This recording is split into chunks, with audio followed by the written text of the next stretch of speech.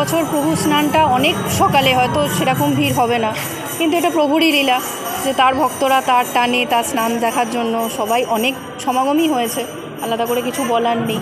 সেবায়েত হিসেবে লাস্ট 2 বছর ধরে এখানে আছি, দেখি বিভিন্ন যখন যে অনুষ্ঠানগুলো হয় সবেতেই আসি, দেখি।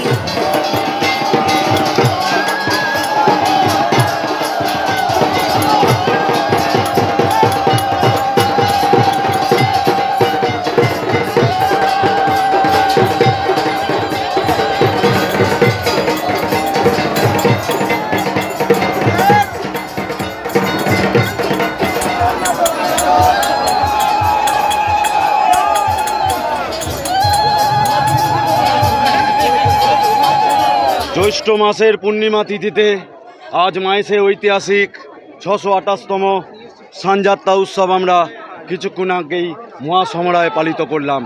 রূপোর ছাগনি এবং রূপোর ঘোড়া দিয়ে ওনাকে 28 ঘড়া গঙ্গা জল এবং 1.5 মণ দুধ দিয়ে ওনাকে স্নান করালাম। আজকের দিনে বলা হয় জগন্নাথ দেবের জন্মদিন, আজকে হ্যাপি অ্যাপিয়ারেন্স ডে বলা হয়, আমাদের শুভ আবির্ভাব দিবস এবং চন্দন যাত্রার উদযাপন দিবস আজকের দিনকে বলা হয়। আজকে সারাদিন ব্যাপী আমাদের পূজা অর্চনা চলবে।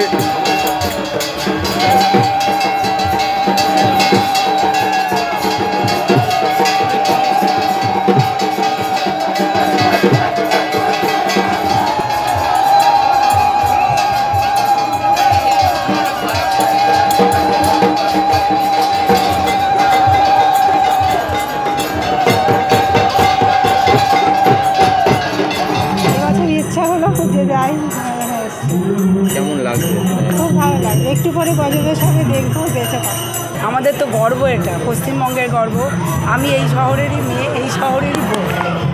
আমরা প্রায় দিনই আসি জগন্নাথ বাড়িতে। আজকের দিনটা না আসলে হয়তো আমাদের মিস হয়ে যেত, এত বড় অনুষ্ঠানটা আমরা দেখতে পেতাম না, কারণ পুরীতে গিয়ে তো দেখা আমাদের সম্ভব নয়, তাই আমরা এখানেই আসি প্রত্যেক অনুষ্ঠানে।